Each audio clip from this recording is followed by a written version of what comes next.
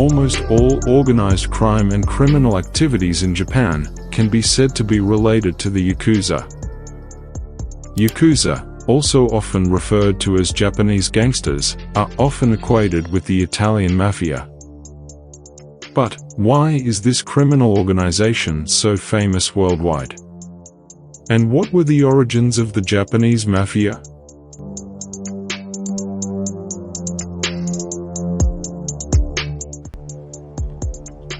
The emergence of the Yakuza dates back to around the 17th century, specifically during the rule of the Shogun Tokugawa government. At that time, there was a displacement of the Kamakura shogunate by the Tokugawa government, known as the Edo period. As a result of this change in power, about 500,000 samurai who were previously known as Hatamoto Yako, or shogun servants, lost their masters and became known as ronin. However, due to the sheer number of ronin, the Tokugawa government issued policies to deal with this growing group of masterless samurai. During that time, the ronin united and formed a group called Kabuki Mono. Kabuki Mono, in simple terms, was samurai who had eccentric appearances, carried swords, and caused disturbances in society. Seeing this situation, the public formed a group called Maki Yako to counter the emergence of the Kabuki Mono. The Maki Yako group consisted of individuals from various backgrounds, including traders, employees, and ordinary people. Long story short, the Maki Yako group successfully defeated the samurai, earning them the status of heroes in society.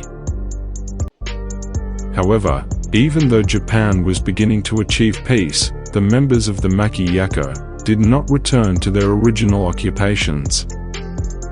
This situation gradually became complicated, and the Maki Yako members instead chose to become thugs. This event marked the inception of the Yakuza organization. Japanese police and media often referred to this group as Boryokyuden, or violent groups. Meanwhile, the Yakuza referred to themselves as Ninkyo Dante, or polite organizations. Over time, the Yakuza continued to expand their influence and became a global criminal organization after World War II. Although Yakuza members come from different backgrounds, they were able to form a solid organizational system based on the Oyaben Koban system. Simply put, Oyaben Koban refers to the relationship between a father and child. The Oyaben can be seen as the father or superior, while the Koban is the child or subordinate. This relationship is much like that of a father and child within a family. In this system, the Oyaben acts as the father, who educates the Koban, while the Koban, as the child, is responsible for obeying the Oyaben's orders. Furthermore, within this organization, the Kumicho, or top boss, typically has a Seiki Koman, or senior advisor, and a Sohonbucho, or head of the central office. The Kumicho is not directly involved with the gang members. In the Yakuza organization, there is a hierarchy with different roles and responsibilities. Each Yakuza gang in a specific region is usually led by its regional boss. After Japan's defeat by America in World War II, the Yakuza's existence flourished and they gained power in Japan.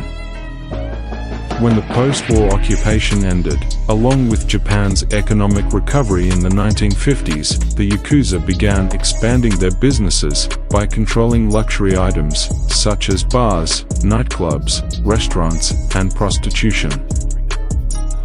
With the support of loans obtained from Japanese banks, the Yakuza's businesses started to venture abroad, including South America, Europe, South Africa, and even Hawaii. However, in the 1960s, the Yakuza gradually shifted their activities towards new financial opportunities, known as Yakuza money crimes. Yakuza money crimes included activities like stealing from everyday citizens, as well as undermining corporations and legitimate state institutions through yamekin, or loan sharks, sakaya, or extortion, and jiagaya, which is land acquisition. The main characteristic of Yakuza money crimes was direct extortion by Yakuza members. During Japan's economic bubble in the 1980s, the Japanese central bank pursued expansionary monetary policies, making it easier for investors, including the Yakuza, to obtain loans.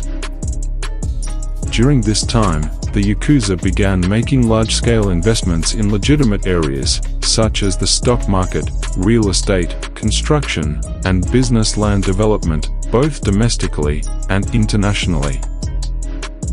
They shifted from controlling the black market to controlling luxury items, such as nightclubs in Ginza and art auctions in New York. One piece of evidence of the Yakuza's business prowess can be seen in 2003, when Susumu Kajiyama, who was the head of the Goryokai Gang, an affiliate of the Yamaguchi-gumi Yakuza syndicate, was charged with money laundering from yamekin practices and laundering 9.4 billion yen, hidden in a Credit Suisse bank branch in Hong Kong.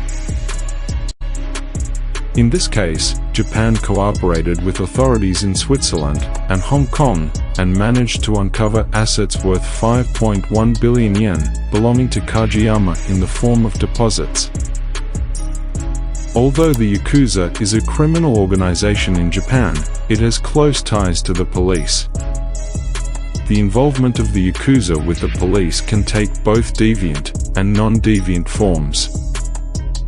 One form of deviant pattern by the police is to leak the movement of police raids on gambling venues, bars, and other entertainment venues to the Yakuza. The police, of course, do not do this voluntarily. They ask for money to be distributed to their subordinates who are also involved. Moreover, the relationship between the Yakuza and the police also appears to be transparent to the public. At that time, there were reports of several police officers being found dining and golfing with Yakuza leaders. While the Yakuza is generally known for committing brutal acts, in reality, they also serve as an alternative police force in Japan. Usually, when individuals or criminal groups cause trouble, the Yakuza will intervene and resolve the issue before the police arrive. This is one of the reasons why the crime rate in Japan is very low. Unlike America, which seeks to eliminate criminal organizations within its borders, Japan tends to steer the Yakuza towards activities that do not break the law. One senior Japanese police officer even stated that not all Yakuza members are evil, and some of them have good hearts and live in poverty. For Japanese society, of course they have values and ideologies which are different from the Yakuza organization. Although most people try to avoid involvement with this organization, they cannot entirely avoid connections with this criminal group. For example, because Japan lacks a government-provided judicial system, people are not shy about seeking help from Yakuza members to resolve their problems. For Japanese people, using the services of the police or courts will be costly and time-consuming. Therefore, Yakuza members are seen as a solution. They are often asked to collect debts, secure contracts, and resolve disputes through force. The Yakuza's accepted presence in Japanese society can be used by them to start new businesses, which are later used to cover their illegal activities.